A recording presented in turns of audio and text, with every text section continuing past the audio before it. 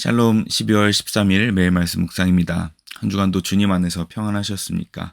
여전히 어지러운 이 전국 가운데 하나님의 은혜로 말미암아서 이 모든 일들이 속히 마무리가 되고 국가의 모든 기능들이 정상화될 수 있도록 기도해 주시길 바랍니다.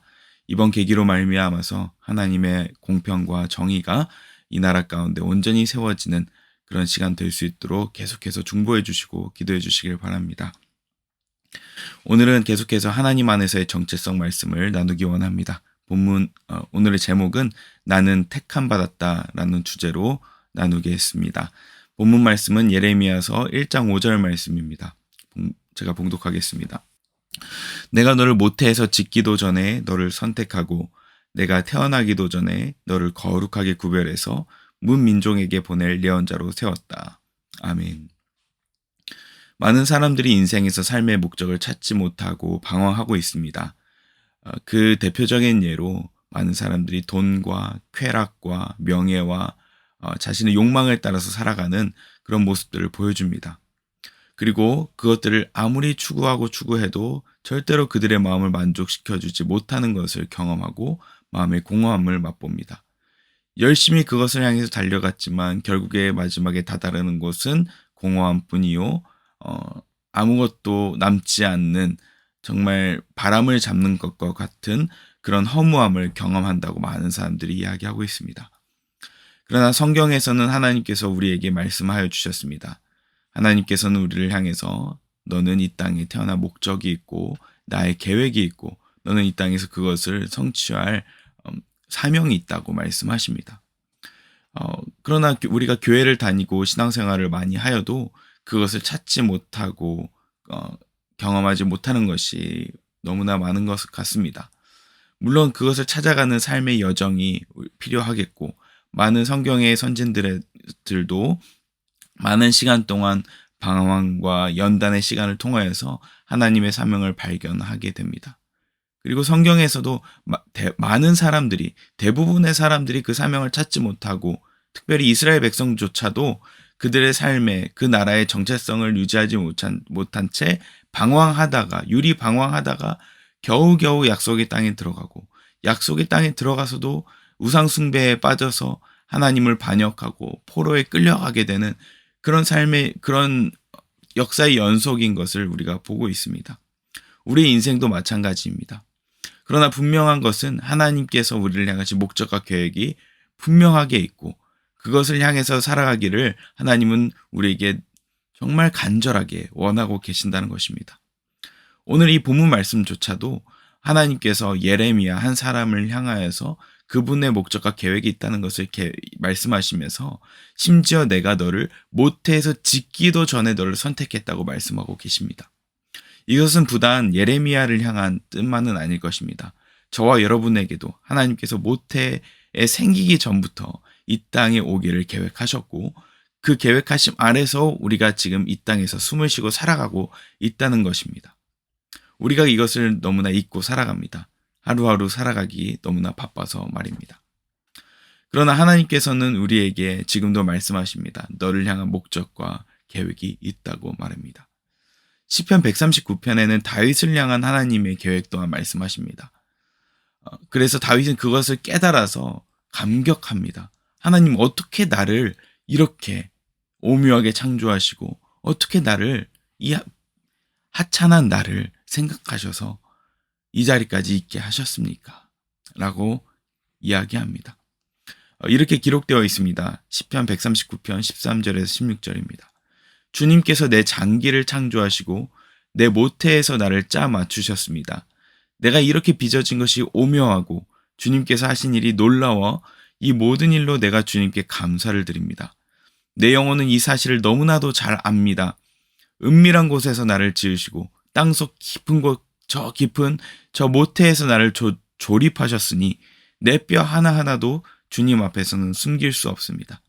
나의 형질이 갖추어지기도 전부터 주님께서는 나를 보고 계셨으며 나에게 정하여진 날들이 아직 시작되기도 전에 이미 주님의 책에 다 기록되었습니다. 아멘. 저와 여러분의 삶이 이미 계획되어서 이 땅에 이 자리에 오게 하셨고 저희가 선택하지 않은 가족들, 저희 부모님들, 저희 자녀들, 그리고 심지어 배우자에 이르기까지 하나님께서 다 예정하셔서 계획하셔서 만나게 하신 것이라는 것을 믿으시길 바랍니다.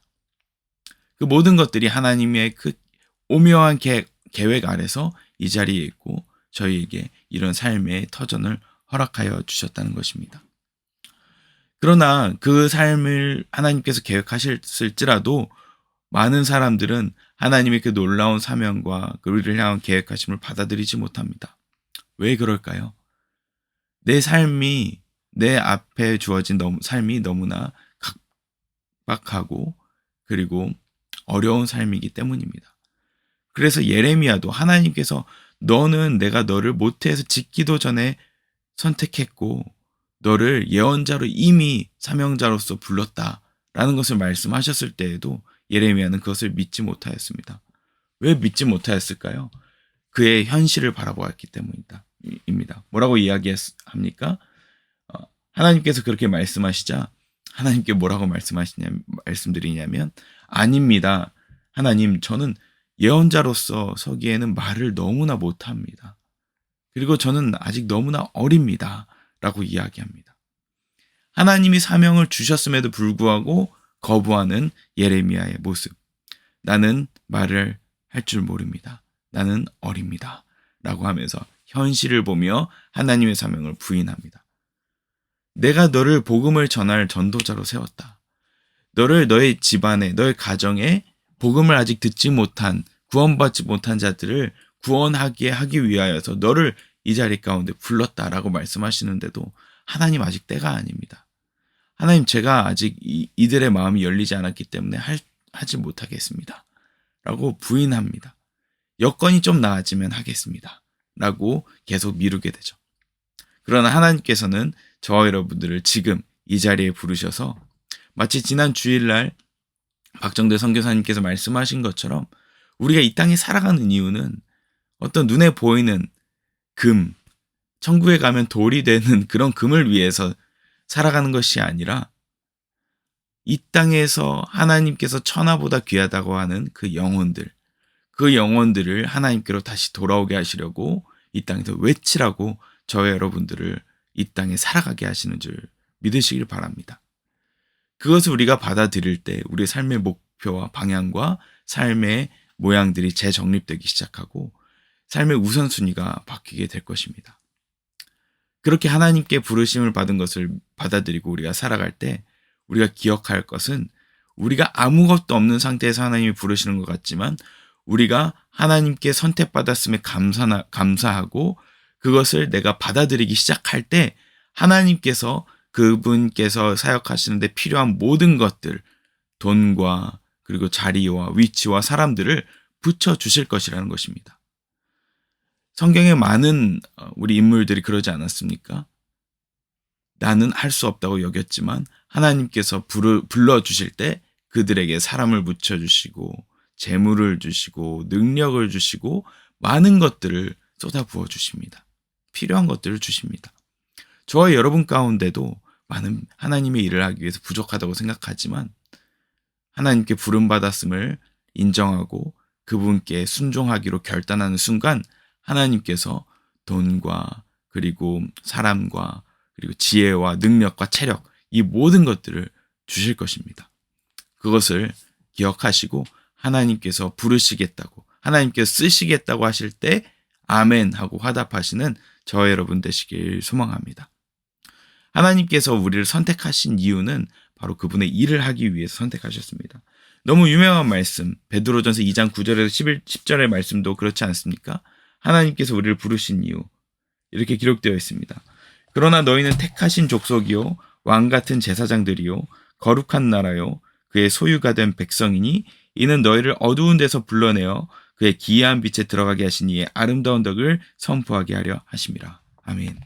저와 여러분들이 어둠 가운데 나와서 예수 그리스도로 말미암아서 하나님의 자녀된 그 기쁨을 많은 사람들에게 전파하게 하시려고 저와 여러분들을 불러주셨다는 것입니다. 예레미야처럼 다윗처럼 모태의 전부터 하나님께서 저와 여러분을 택하셔서 지금 이 자리에 오게 하셨다는 것, 오늘 이 12월 13일 2024년 이 아침에 저희를 불러주셨다는 사실을 믿고 받아들이시면서 오늘 매일 반복되는 일상 같지만 그 일상 속에 숨겨진 하나님의 보물을 발견하여서 꼭 복음이 전해져야 할 곳, 꼭 하나님의 사랑이 전해져야 할 곳을 여러분의 눈이 열려서 바라보고 그들에게 그 사랑을 전달하시는 저와 여러분 되시길 소망합니다. 그러므로 우리 이렇게 선포하길 바랍니다. 나는 하나님께 선택받았다. 내 삶에 하나님의 분명한 목적과 계획이 있다. 하나님은 그분의 나라를 위하여 이 땅에 나를 부르셨다. 비록 내가 연약해도 하나님은 강하시기에 하나님의 뜻하신 곳에 순종하면 능력과 자원을 주신다. 나는 오늘 그 목적 안에서 당당하고 담대하게 살아갈 것이다. 라고 선포하시고 마음으로 외치시고 오늘 하루를 맞이하시길 소망합니다. 기도하겠습니다. 하나님 아버지, 우리를 택하여 주심에 감사드립니다. 이 택한 기쁨을 가지고 어둠이 있는 곳, 하나님의 사랑이 필요한 곳, 복음이 전해져야 할 곳에 주님의 사랑을 흘려보낼 수 있는 저희로 사용하여 주시옵소서. 여전히 버리지 못하는 우리의 돈과 명예와 그리고 많은 다른 욕심과 정욕의 우상들이 있다면 다 버리게 하시고 하나님의 나라를 위하여서 우리의 삶을 내어드리는 오늘 하루 될 수 있도록 도와주시옵소서. 감사드리며 예수님 이름으로 기도합니다. 아멘.